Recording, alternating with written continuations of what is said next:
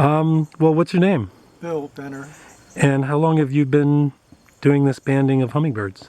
We started in 2008, and I think we caught 5 in 2008 and 10 in 2009. And then 2010, 2011, we started to get up into the 40s. Wow. So do you get repeats? We do, yeah. And like Tom was just saying, that one was banded in 2010, and now it's back. And probably back every year, but we just don't catch every bird every year. Mm-hmm. I think the females tend to come back more than the males. In other words, when we catch ones that we've banded in previous years, more often it seems to be a female.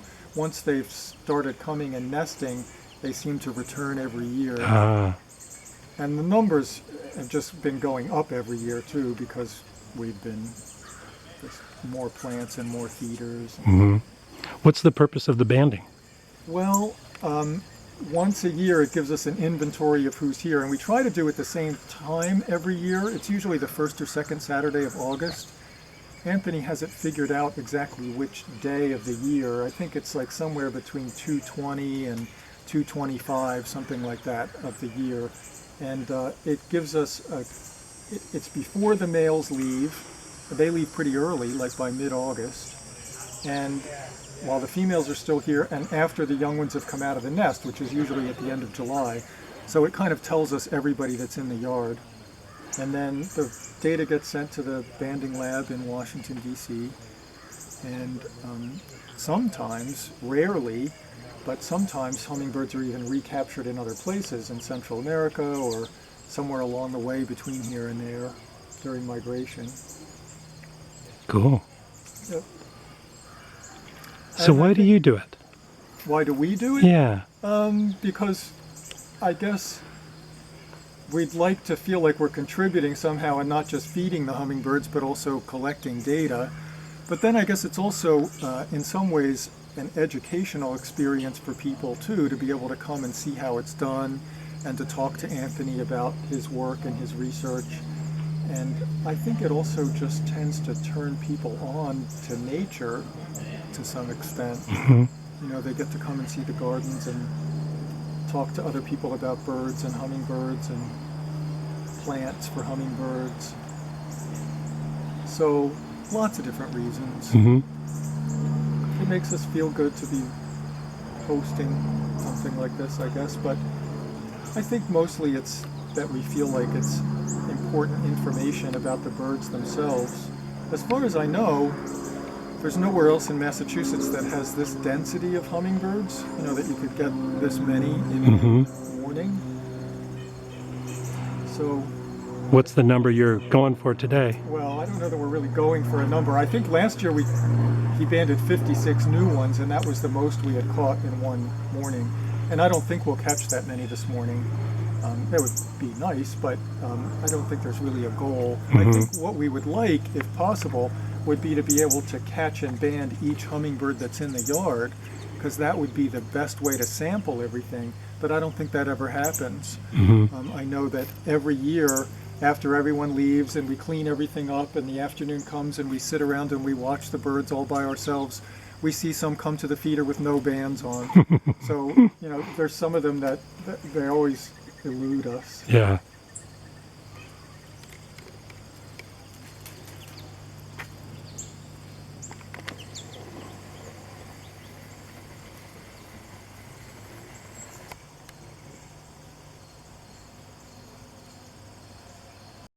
I'm Stephanie. And I'm Laura. And what are you doing? Trying to catch hummingbirds.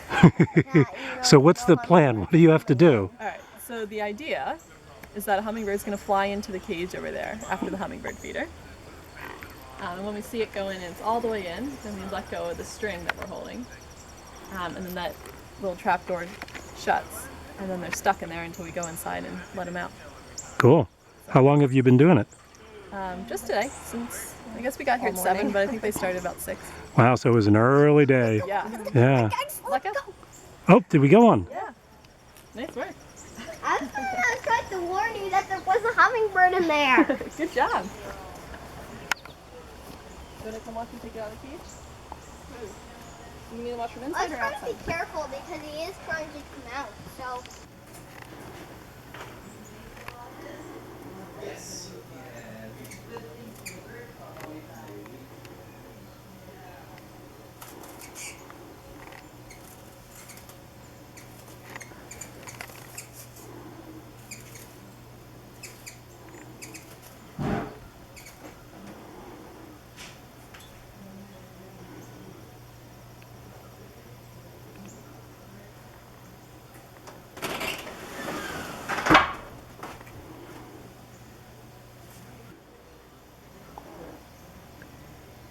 So then what are you going to do with it now? Now we're going to take it over to the banding station, and they'll put a band on and do some measurements, and then we'll take pictures and let it go. The first thing I'm doing is determining if the bird is already banded, because obviously we're not going to put another band in, and it does not have a band on either leg. So we will put a band on it, and I usually band on the right leg. There's nothing that says which leg you should band on, it's just my habit. But I do always check both legs. So I've got the band closed. Just adjusting it a little bit. When we caught I'm her, gonna- she was like, Going to measure the tail. And the tail is 265, 26.5 millimeters. And next I'm going to measure the wing. Oh, I'm sorry, I did not get the tail. 265? Did you say? 26.5. 26.5. And the wing is 39.5 millimeters. 39.5. I'm checking the bill for grooves, which would tell me it's a young bird. There are no grooves. It has a complete gorget, which tells me it's an adult male. I'm going to measure the bill length, or the culmen it's called.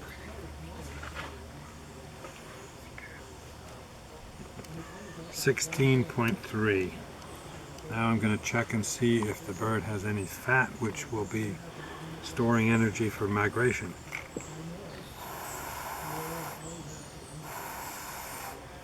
One. Oh no. You can see the lighter collar at the bottom of that hollow. Yep. Yep. And then we're going to weigh it. What's it, a scale? On how It's much 0 to fat? 3. 0 to 3. It's somewhat subjective, but a little bit at the bottom like that I call a 1. 3.3 grams. Did you ever get a chubby hummingbird? Not in a month or so, yes, because they're seriously getting ready to migrate. I know of some people in Tennessee who say that in the fall it's amazing that their hummingbirds can fly because they have so much weight on them. I think that's a little bit of an exaggeration. So this bird is Oh, he's going. is enjoying this nectar. Couldn't get that feeder with that wrap there. we can only fly for 10 minutes, so. Look at that. Yum, yum, yummy, it says. Okay, you ready to go? You ready? Put your hand out. And this guy's actually gentle. He likes you, buddy. Whoa! You almost got it. Oh, you didn't need that eye, did you? That guy might have stuck around if no one touched him. I think so. Did you get that? Yep, thank you very much. It's a wrap. When marimba rhythms start to play, dance with me, make me sway. Like a lazy ocean hugs the shore, hold me close, sway me more. Like a flower bending in the breeze, bend with me, sway with ease. But when you dance you have to be with me, stay with me, sway with me. Other dancers may be on the floor, dear, but my eyes will see only you. Only you have that magic technique. When we sway I go weak. Okay, this is a gorget feather, Yeah. I mean, there's some which is a regulars, feather but from the throat patch haven't on a seen ruby-throated any hummingbird. elderly couple. I turn it, No, just they haven't wiggle come it just a back. little bit. You can see the Alright. red, ruby They're red doing on it. fine, yeah. You did And right. this one here Spoke to her the other is day. a tail feather from a ruby-throated Feathers hummingbird. everywhere. I can hear the sound of violins long before it begins. Make me thrill as only you know how. Sway me smooth, sway me now.